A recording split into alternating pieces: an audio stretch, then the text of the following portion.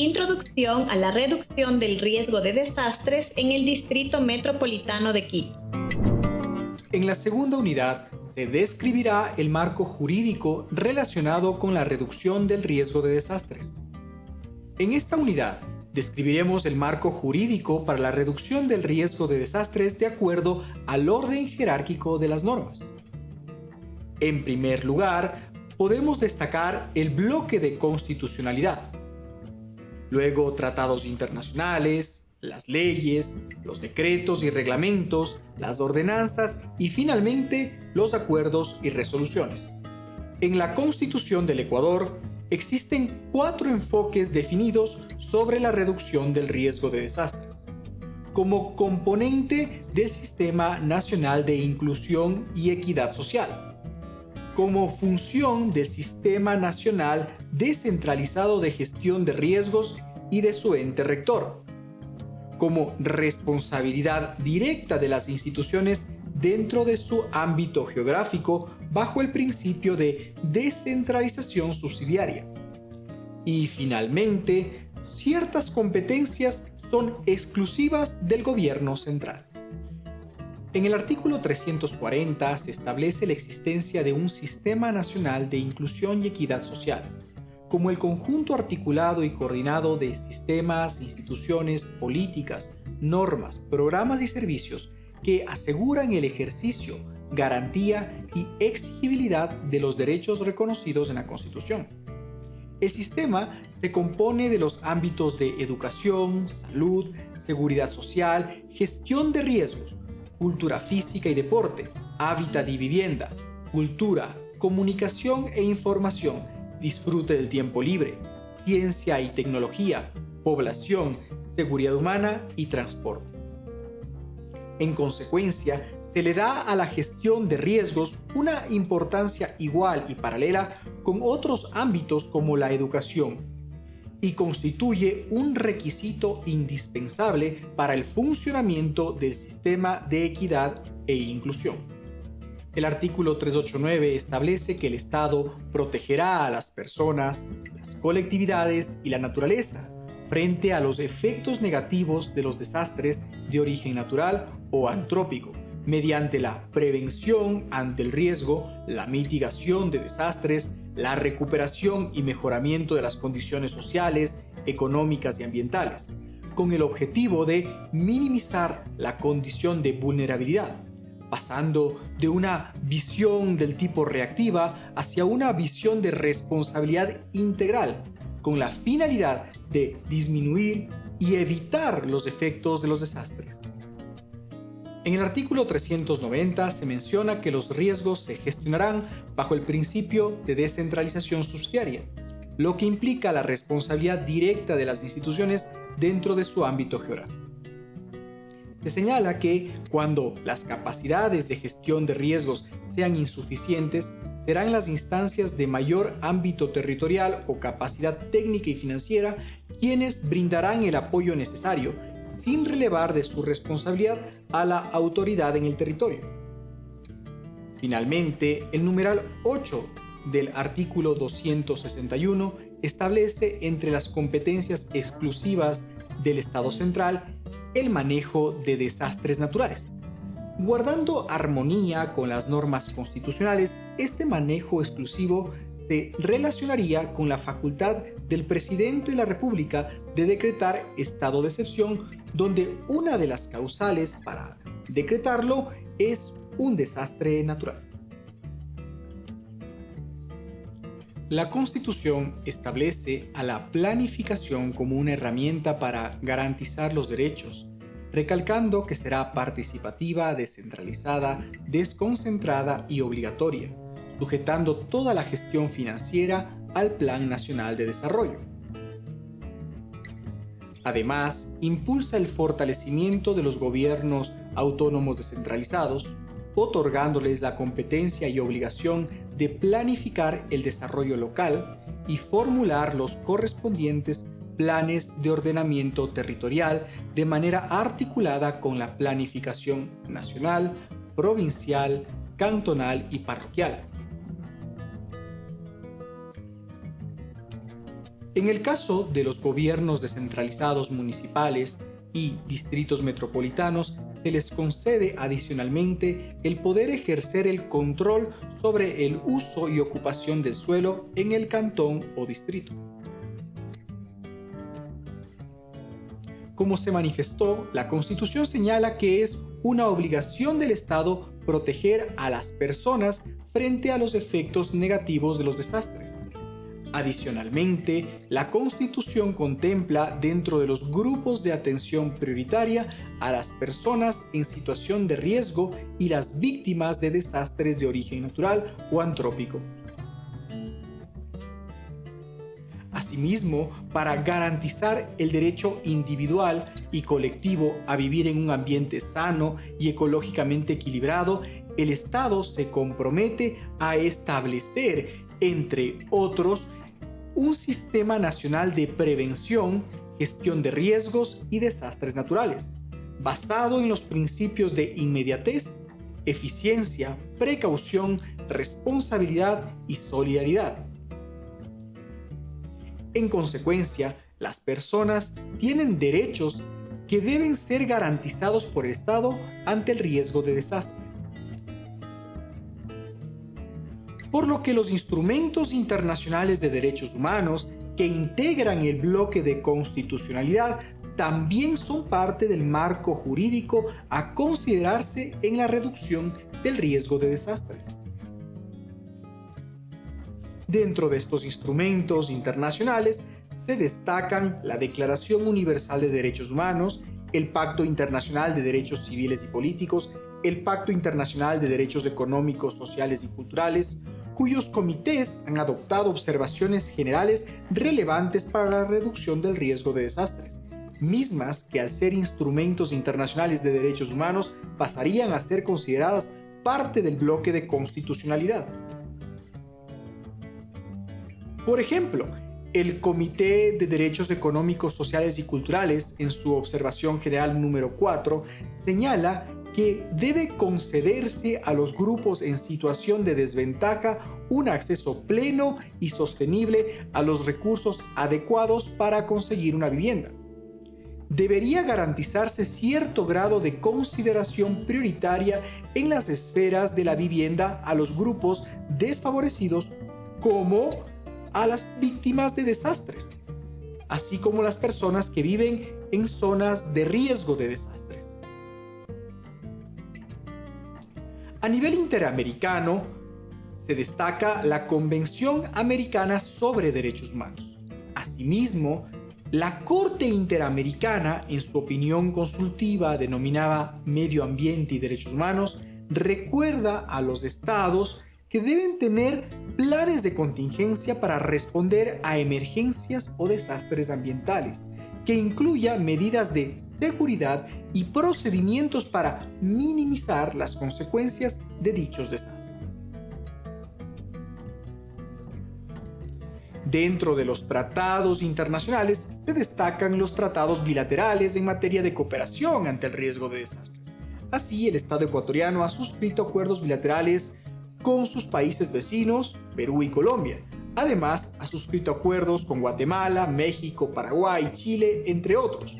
A nivel regional, se destaca que en el marco de la Comunidad Andina se adoptó un instrumento internacional denominado Guía de Operación para la Asistencia Mutua frente a Desastres en los países miembros de la Comunidad Andina.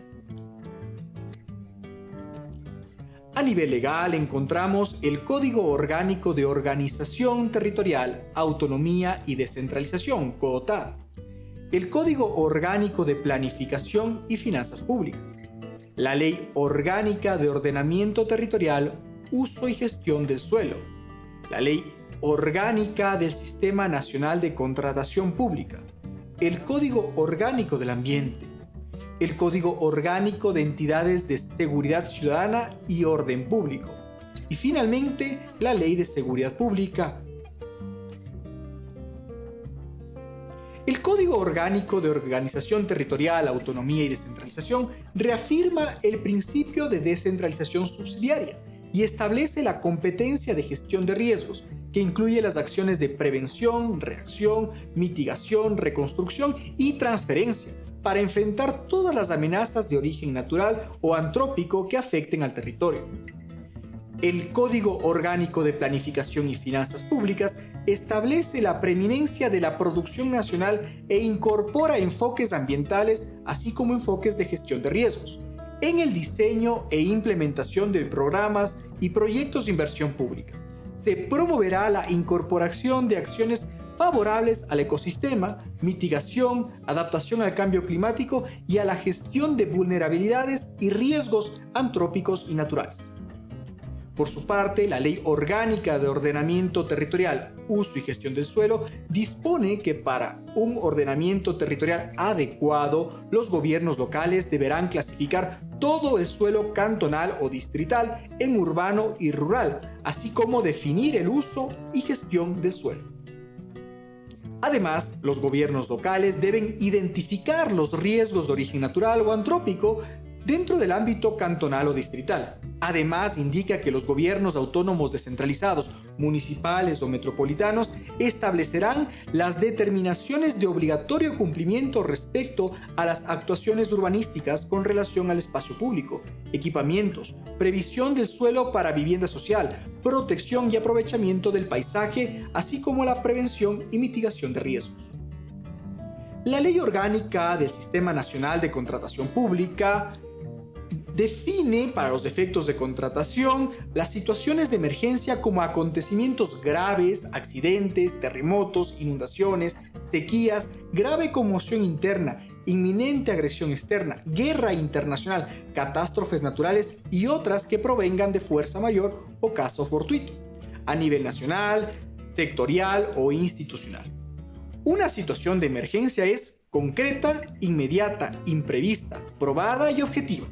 Además, se establece que previamente a iniciarse el procedimiento de contratación en situaciones de emergencia, la máxima autoridad de la entidad deberá emitir la resolución motivada que declare la emergencia para justificar la contratación.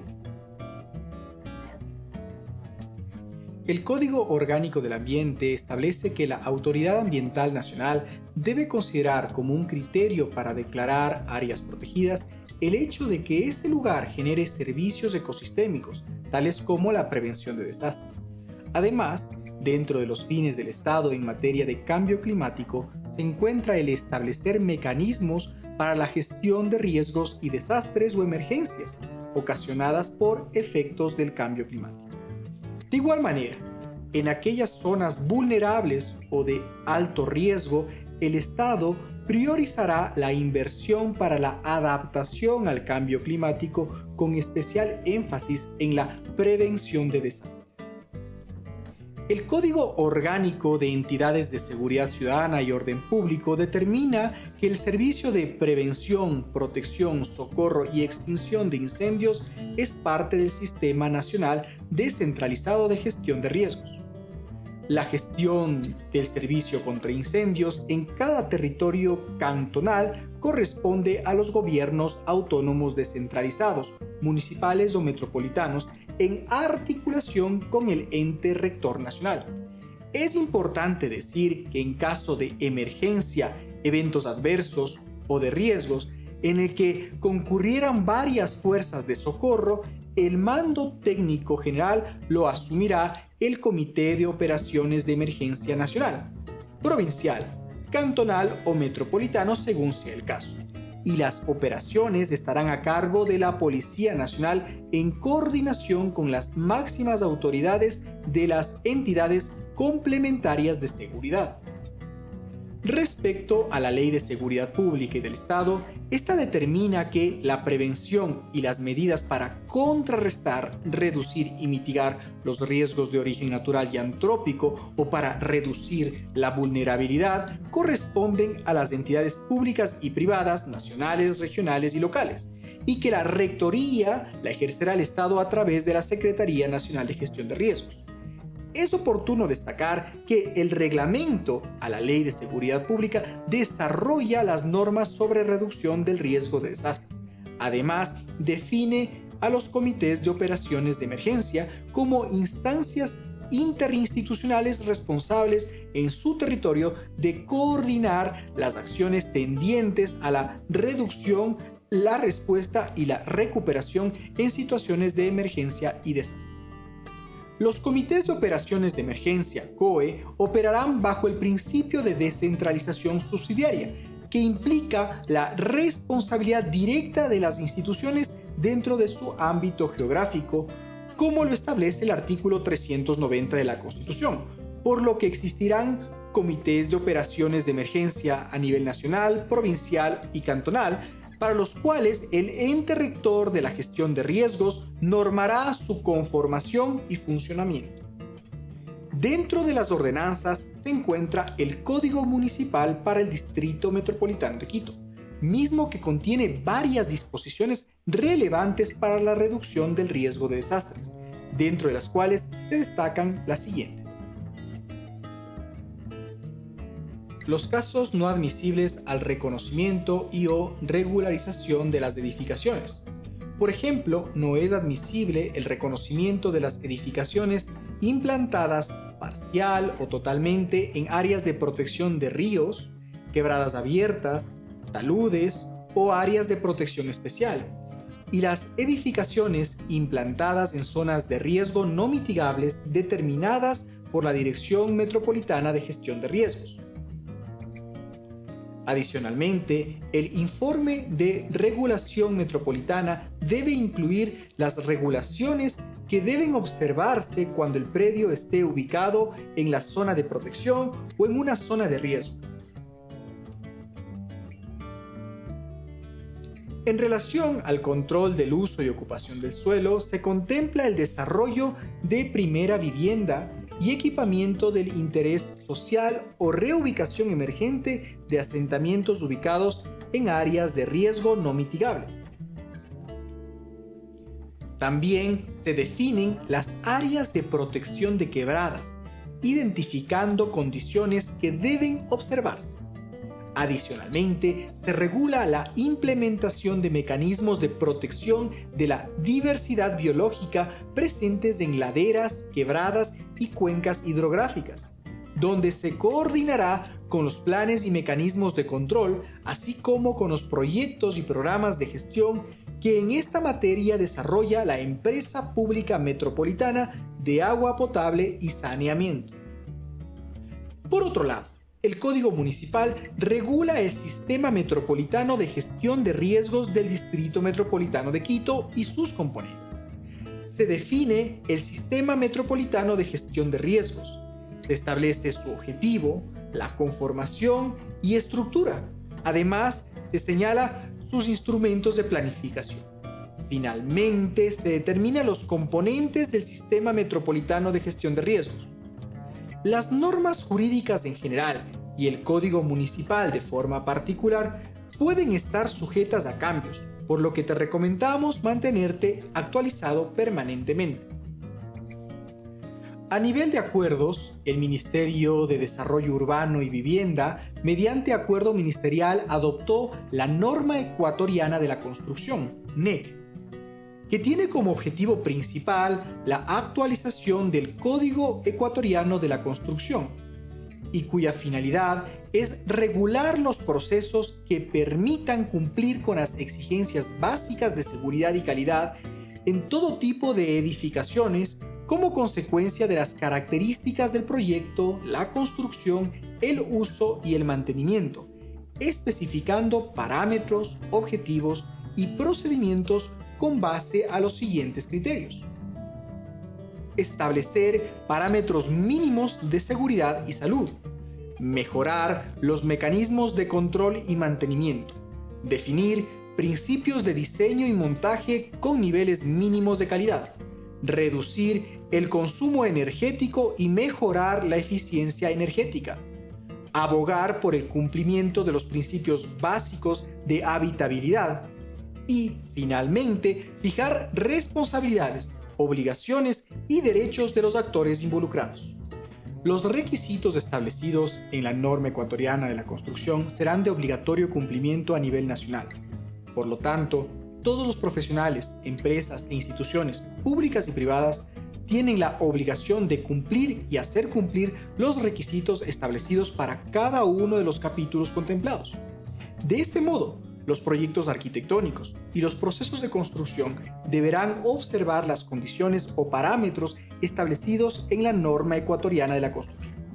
También las regulaciones locales expedidas por los distintos gobiernos autónomos descentralizados municipales deberán acogerse a dicha norma en ejercicio de las competencias asignadas por el COTAD. Para enero 2022, la estructura de la norma ecuatoriana de la construcción se clasifica en 3 ejes principales. Seguridad estructural de las edificaciones. Habitabilidad y salud basados en la funcionalidad de las edificaciones. Y distribución de servicios básicos, con los siguientes capítulos: cargas no sísmicas, cargas sísmicas, que incluye el diseño sismo resistente, rehabilitación sísmica de estructuras, geotecnia y diseño de cimentaciones, estructuras de hormigón armado y estructuras de mampostería estructural. Recuerda que estas normas están sujetas a actualizaciones, por lo que debemos mantenernos informados y cumplir con la normativa vigente. En esta unidad hemos aprendido que en la Constitución del Ecuador hay enfoques definidos sobre la reducción del riesgo de desastres, como componente del Sistema Nacional de Inclusión y Equidad Social, como función del Sistema Nacional Descentralizado de Gestión de Riesgos, incluyendo un ente rector, como responsabilidad directa de las instituciones dentro de su ámbito geográfico bajo el principio de descentralización subsidiaria. Finalmente, ciertas competencias son exclusivas del gobierno central. Las personas tienen derechos que deben ser garantizados por el Estado ante el riesgo de desastres. Derechos que están contemplados tanto en la Constitución como en los instrumentos internacionales de derechos humanos. Las leyes y reglamentos desarrollan los principios y normas constitucionales en materia de reducción de riesgo de desastres. El Código Municipal para el Distrito Metropolitano de Quito y la norma ecuatoriana de la construcción contienen varias disposiciones relevantes para la reducción del riesgo de desastres.